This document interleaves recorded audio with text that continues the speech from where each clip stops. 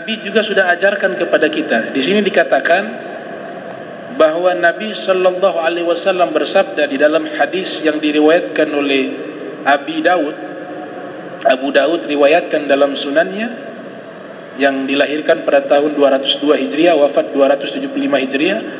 Di dalam Sunan Abi Daud, Rasul bersabda sallallahu alaihi wasallam, "Idza qala ahadukum subhana rabbiyal azim thalathan faqad tamma ruku'uh."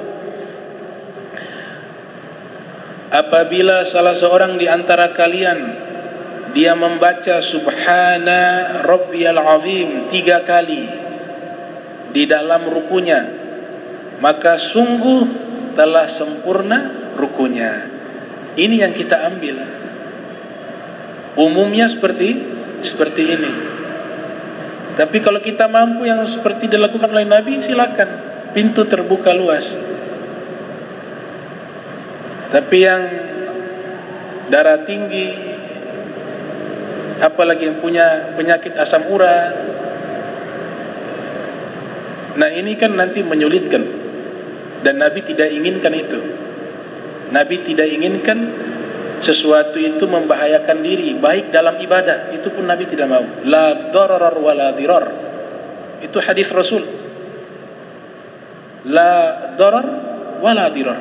Ay la tadurra nafsak wa la tadurra ghairak. Artinya jangan kau membahayakan dirimu dan jangan kau membahayakan orang lain. Maka cara beribadah atau cara beramal sudah diajarkan oleh Nabi kita Muhammad sallallahu alaihi wasallam. Kaifiyatul amal ala manhajis sahih. Cara beramal dengan manhaj yang benar. Kita harus ikut tuntunan dari Nabi kita Muhammad sallallahu alaihi wasallam. Bagaimana sih cara beramal yang benar? Yang pertama, Nabi ajarkan kepada kita al-amal bil farah. Al-amal bil farah. Kalau mau beramal harus bahagia. Artinya kita kalau melakukan sholat, puasa, zakat, haji, harus hadir rasa bahagia, senang melakukan itu. Memang awal-awal terpaksa, tapi jangan berhenti hanya dalam ibadah semuanya terpaksa, akhirnya menyusahkan dirinya sendiri. Tapi harus lahirkan rasa senang, bahagia dalam beramal. Kalau kita ingin memahami secara mendalam, kita bisa sholat diizinkan oleh Allah, berarti kita harus bahagia. Allah memilih kita untuk sholat, Allah memilih kita untuk sujud.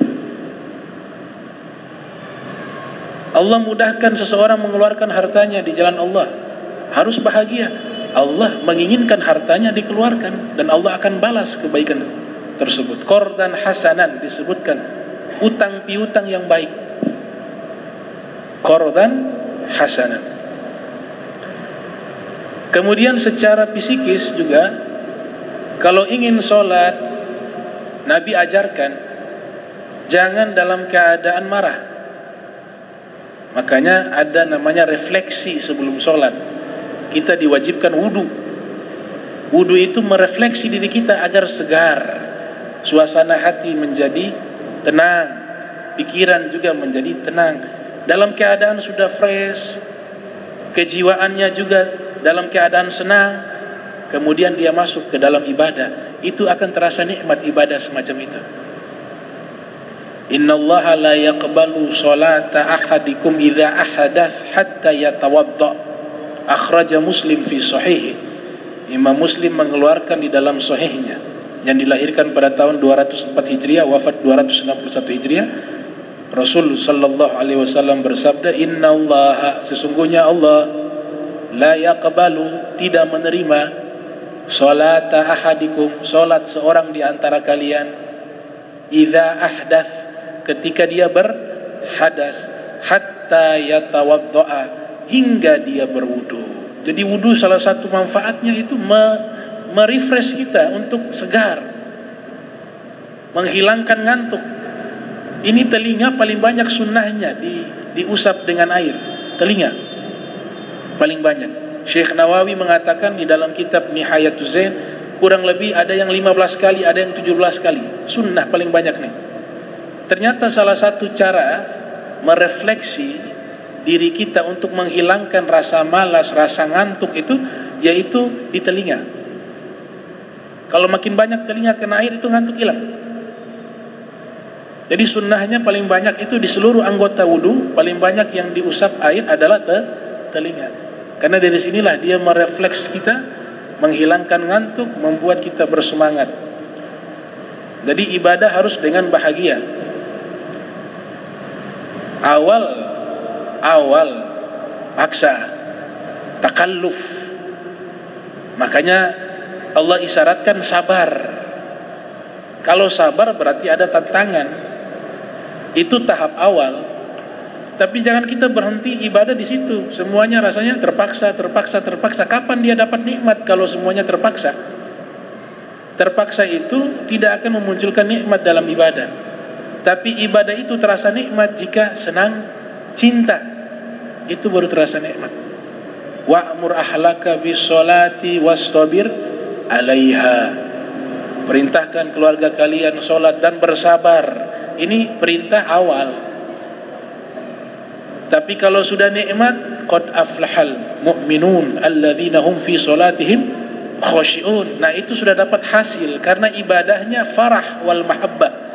Dia ibadahnya senang dan penuh cinta dalam ibadah.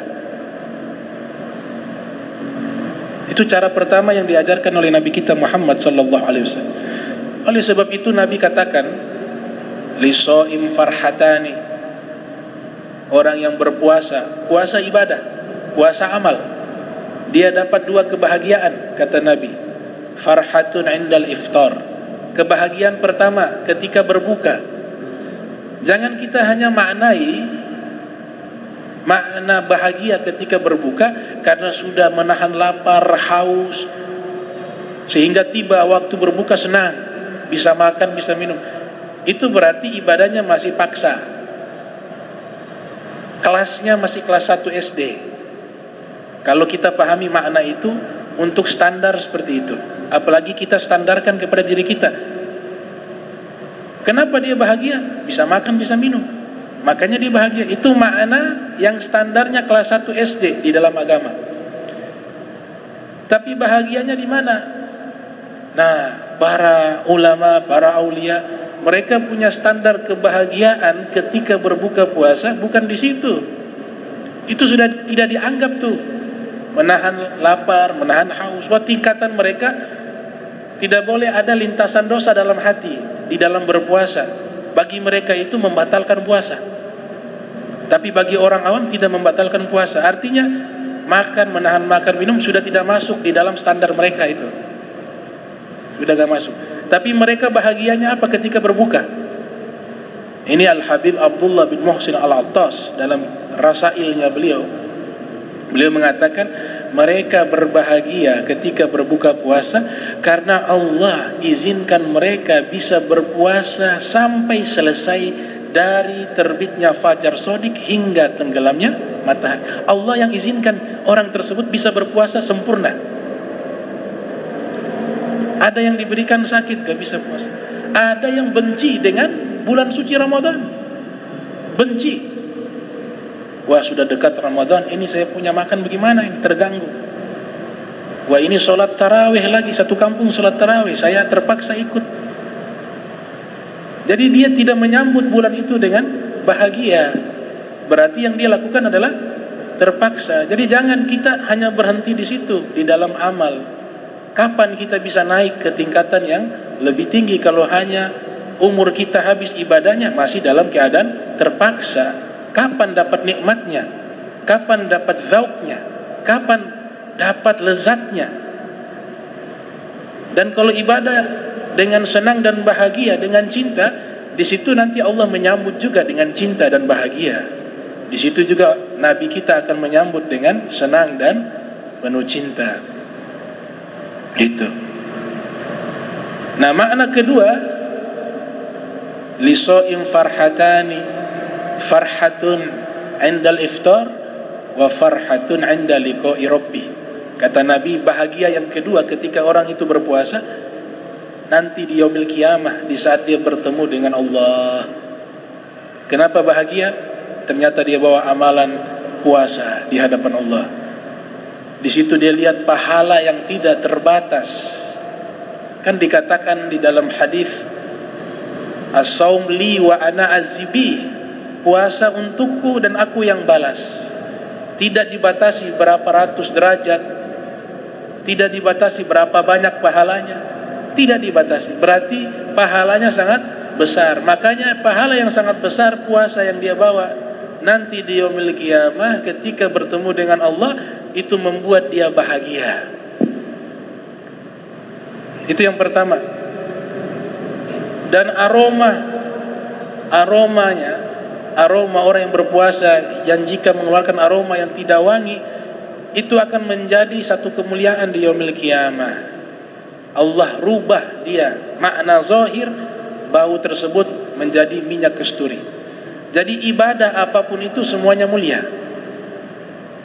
Di dunia dianggap sesuatu yang tidak menyenangkan, mengeluarkan bau busuk ketika berpuasa, tapi di mata Allah itu dilakukan karena Allah. Dalam konteks ibadah, maka Allah muliakan dia menjadi apa? Aroma minyak kasturi, aroma mulutnya. La khulufu fami shaim atyab indallah min rihil misik. Aroma bau mulut orang yang berpuasa lebih wangi di sisi Allah daripada minyak kasturi.